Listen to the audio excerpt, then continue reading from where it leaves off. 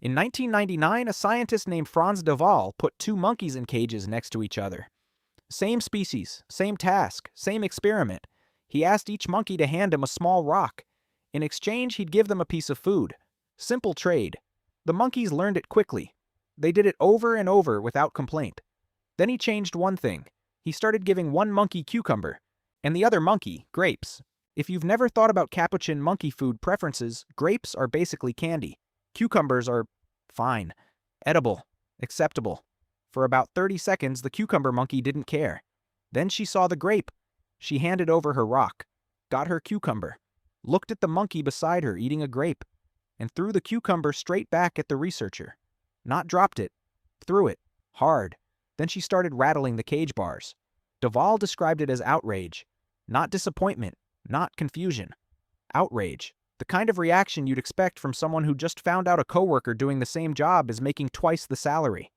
The experiment went viral before viral was a thing. The footage of that cucumber flying across the room has now been watched by tens of millions of people, because everyone who sees it has the same reaction. That's exactly what I would do. But De Waal noticed something the footage doesn't show. The monkey who got the grape wasn't celebrating. She wasn't oblivious. She kept glancing sideways at her neighbor, still eating the grape, but watching. De Waal had seen this before in primates. He called it an awareness of the audience. The rewarded animal often becomes quieter, almost cautious, when it can see that its neighbor got less. Like it understood, on some level, that the arrangement was uneven. He couldn't prove what was happening in her head, but he noted it every time. The grape monkey knew something was off too. She just happened to be on the right side of it. Here's what makes this more than just a funny animal video. For most of human history, we assumed fairness was a human invention, something that came with civilization, with language, with law, with philosophy. The idea that you deserve the same as someone doing the same work as you? We thought that required a brain that could reason abstractly, that could understand concepts like equality and justice. The capuchin monkey has a brain the size of a lemon, and she figured it out in about 30 seconds. De Waal ran the experiment again and again. He controlled for every variable. What if the cucumber monkey was just upset because she could smell the grape? They moved the monkeys further apart. Same result. What if she was reacting to the other monkey's excitement? They gave both monkeys cucumber. No reaction. They accepted it calmly.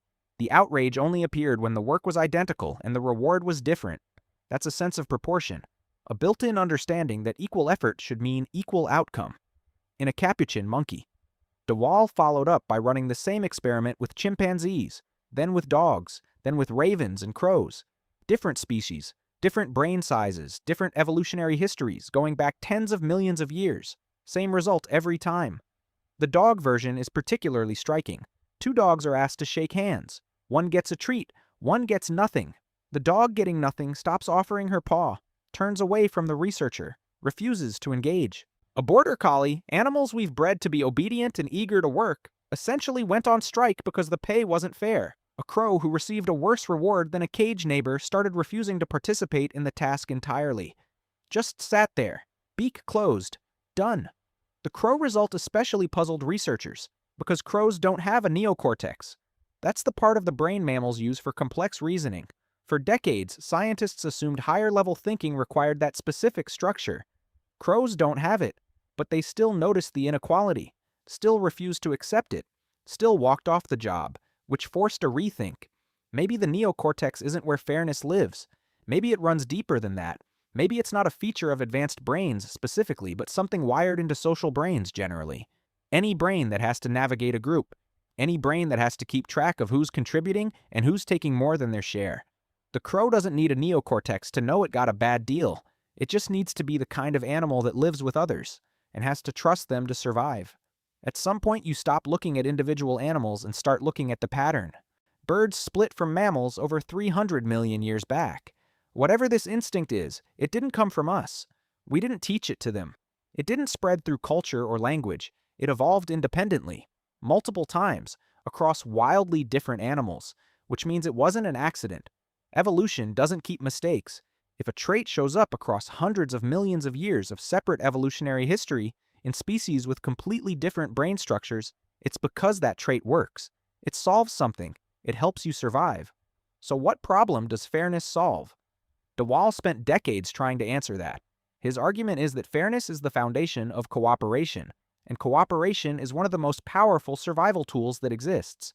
A group that cooperates can bring down prey larger than any individual could tackle alone, can defend territory, can raise offspring collectively, can survive winters that would kill a solitary animal. But cooperation requires trust, and trust requires a basic sense that the arrangement is fair, that you're not being exploited, that what you're putting in is roughly matched by what you're getting out. If one member of a group consistently gets more for the same contribution, cooperation breaks down. Resentment builds. Animals stop participating. The group fractures. Fairness isn't a moral philosophy, it's a social glue. It keeps groups together, and groups that stay together survive. The cucumber monkey wasn't having an existential crisis about justice. She was running a calculation her ancestors had been running for millions of years. Is this arrangement worth it? Am I being taken advantage of? Should I walk away? She decided to walk away. Now here's where it gets uncomfortable. Because if fairness is ancient, if it's wired in, if it's not a product of our culture or our laws or our civilization, but something we inherited from a common ancestor tens of millions of years ago, then inequality isn't just a political problem or an economic one. It's a biological one.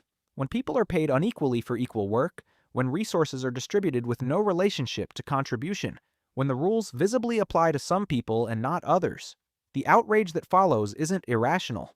It's the cucumber flying back across the cage. It's the oldest alarm system in the social brain going off exactly the way it was designed to. De Waal pointed out something else. The fairness instinct only activates when you can see the comparison. The cucumber monkey had no reaction until she watched the other monkey get a grape. Inequality that's hidden doesn't trigger the same response, which is maybe why so much of it is kept hidden. There's one more wrinkle: the discomfort of having more than someone doing the same work. In humans, we have a word for it: guilt. But in a capuchin monkey, it looks like this. She looks at the grape, looks at her neighbor, and slides it back across the floor, which complicates the story considerably. Because now, it's not just about demanding your fair share. Some of these animals were voluntarily giving up an advantage because the arrangement felt wrong. That's not self-interest. That's something closer to conscience. And it showed up in a monkey. Unprompted, with no social pressure to perform it, no audience to impress. Just the grape, the neighbor, and a decision. Frans de Waal died in March 2024. He spent 50 years studying animal behavior and arguing against a lot of resistance that the emotions we call human aren't unique to us, that we didn't invent them, that we inherited them. His last book was called Different: Gender Through the Eyes of a Primatologist. He was still writing, still arguing, still throwing cucumbers back. The thing he came back to over and over across decades of research was this: we like to believe our values came from reason, but the capuchin monkey never read Aristotle, never heard of the French Revolution, never sat through a lecture on distributive justice. She just knew. Equal work, equal pay, and if that's not the deal, she was done. Turns out she's been done with that deal for about 35 million years. We're just catching up.